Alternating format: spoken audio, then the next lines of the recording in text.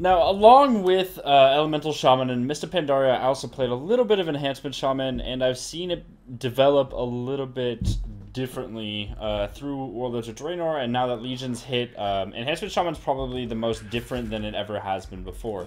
Usually before, in Mr. Pandaria, it was like this big nuke class, like you'd play Ascendants, and then you would like Sith Lord lightning shock someone and completely destroy their butthole. And then obviously, like in Warlords of Draenor, they were just a very durable class with Shamanistic Rage, and like that was really it. Like they were just durable, they could off-heal, they provided some purging, they could AoE pressure pretty well, and that was like what Enhancement Shamans did. However, right now, in Legion, Enhancement Shamans feel like they are not only the hardest melee to play, but also the clunkiest melee to play. I feel like there's a lot of issues going on with the overall design of the class. I think that it's very far-fetched and very awesome how it is, but I think it was poorly executed on by the design team, and I feel that there's a lot of things that need to be ironed out in this class, in this Enhancement Shaman class, that were not ironed out in previous patches and previous beta, because we're now like less than a month till the Legion launches, and that means that there's probably one more build that's going to go out on the beta before it's in its final form. And honestly, I do not think that the bugs and the issues can be ironed out in one specific build, just based off of what I've seen in both the alpha and the beta and how it's developed, right? There's a lot of issues with this class. I think it's very cool, and I want to explain the awesome parts because I want to be positive about the class before I kind of speak to its weaknesses. However, the enhancement is like truly an enhancement type class. Like you have to buff up your weapons, you have to buff up your abilities before you actually use them in order to do a lot of damage. And not only that, but you also can buff up your teammates. You can enhance your teammates, which is pretty cool. And you have a couple interesting counterplays that allow for the class to be very cool. I think that there's a lot of really interesting abilities for enhancement, a lot of new abilities for sure. And that's what I want to get into. So for those who don't know already, the resource for Enhancement and Elemental Shamans were reworked into something called Maelstrom. And Maelstrom works a lot like Rage. You build it up right here, as you can see, with like one main builder ability, which is Rockbiter in most cases. And then you spend it on stuff like Storm Strike, which is like the staple damage ability with, and then there's like Lava Lash, which is cheaper and less damage. There's something to do whenever your Storm Strike is on cooldown and you don't have the proc. But what's really cool now is that Flame Tongue and Frostbrand are now like worked into the damage rotation, okay? And Windsong, and I'll get to that in a second. But the Flame Tongue, for example, like if I hit 4, that's the Flame Tongue ability, it enhances my weapons for 16 seconds with additional fire damage, which is really cool. And then, oh, this guy's like shouting on the server, that's cool. And then Frostbrand right here, Frostbrand allows for you to enhance your weapons with frost damage or frost slow. You can take a talent that also enhances it with damage, which is Hailstorm, but that's not what I'm taking right now anyways. You can enhance your weapons to slow a target by 50% for 3 seconds. Every time you melee a target, as you can see, they get slowed by whatever amount. And then there's there's this proc, which is really important, the Storm Lash and Stormbringer proc. Stormbringer basically resets your cooldown on Storm Strike and gives you 2 charges of it, and also makes it cost less, which is really cool. And then there's Windsong, and Windsong is a 45-second cooldown, 10-yard range that enhances your attack speed by 35 seconds, or by 35% for 20 seconds.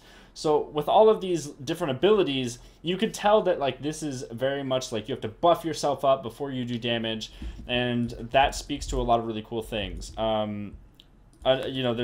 mean, I'm sure you can read about the abilities. I'm not going to go into all of them because that would make for like a 20 to 30 minute video, but what we're going to do here is just show you the main brunt of it. One really cool thing about this is that Bloodlust is now back in the game for Enhancement Shamans, and it has a 45-second cooldown with a 10-second duration. You get 30% haste, which is really cool. Like, people love Bloodlust in Arena. I feel like that's one of the most missed things. And then obviously there's Counter-Strike, Totem, Wind Fury, and Sky Fury, which Elemental also has. These are awesome abilities, and you can read into them on any World of Warcraft community website. Which again, I'm not going to explain every single ability for enhancement because that would make for a poor overview.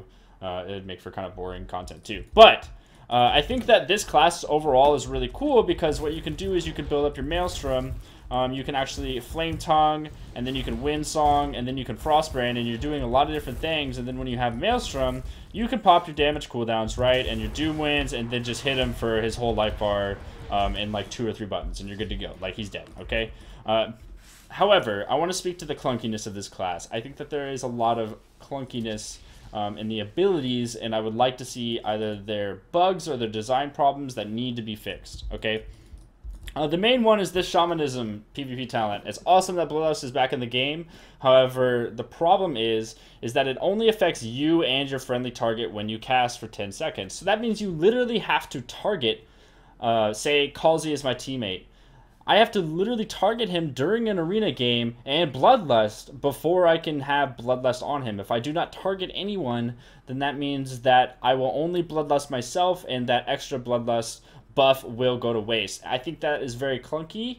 I think that it should automatically Bloodlust a target that is nearest to you, that is a friendly target. So like my friendliest teammate or whatever, my closest teammate, not friendliest teammate. But yeah, I think that like stuff like that that makes me de-target my main target when I'm wanting to pop damage cooldowns.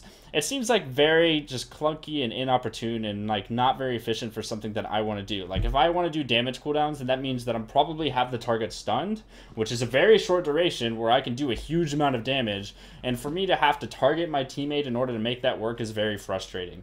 And I'm not a fan, in all honesty. Now, there's a couple other things that I think are clunky, and that would be the the Sundering thing is kind of cool, but sometimes it doesn't stun any targets. It knocks them to the side and supposed to stun them for two seconds. Sometimes it just doesn't, which is really frustrating. There's not much to say about that.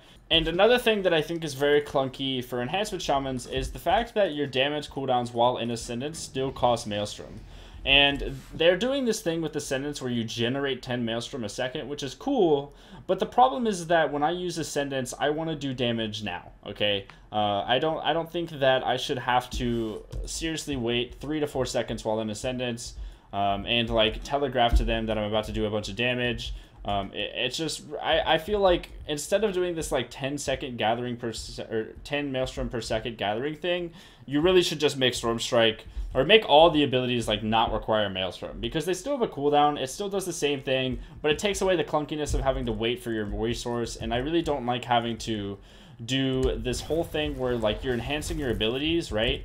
So you got like Flame Tongue, Frostbrand, and Windsong up, and you've already spent 3 globals at that point. Then you have to build up your Maelstrom again, okay? And then you can use offensive cooldowns. I think that that's very slow and requires a lot of build-up time, which again speaks to the clunkiness. Whereas if you played something like a Demon Hunter, you could literally just walk up or jump in with Metamorphosis and just like whoop some butt, right? So I just think that this class is a really cool design. It allows for so much support play on top of the damage play. Oh yeah, one more. I'm sorry, I have to speak to this clunkiness because this is the worst one of all. The worst possible one is Healing Surge. So Healing Surge, when you have 20 Maelstrom, if available, it can consume that Maelstrom and then make your Healing Surge instant cast. But here's the problem. So I'm gonna spam my Healing Surge right now. You ready? Okay. So in the world, in like the regular world, you can do this. You can like spam you can spam Healing Surge while moving, okay? But the problem is that when you're in Arena, I don't know if this is a bug or something, but you can actually not move while spamming Healing Surge, which is really crazy. It tells you like you cannot move anymore, or like you can't do this while moving, I think it says, and then you just can't heal, which is really frustrating. But regardless, guys, I'm going to jump into some arenas for you guys to check out. I definitely want you to see for yourself what this class looks like. It has so much potential. I think the design is really cool. I just think that there's a lot of errors and just decisions that don't really make sense that are still in the class, and overall develops a clunky style, a clunky play, and I think that it could be a lot more fun, you know? So let's jump into the arenas. It's not fair, I won't care. Take you there, make you mine before we're out of time. Let's synchronize.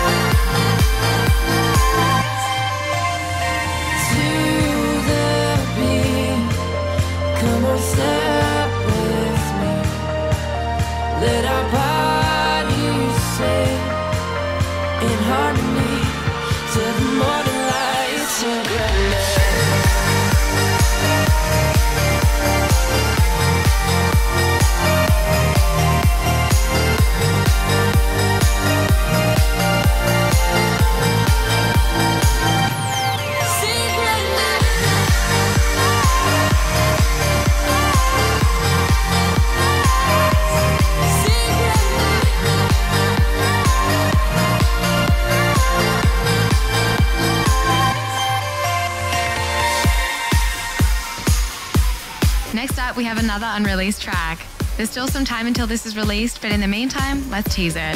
Here's some brand new Laszlo.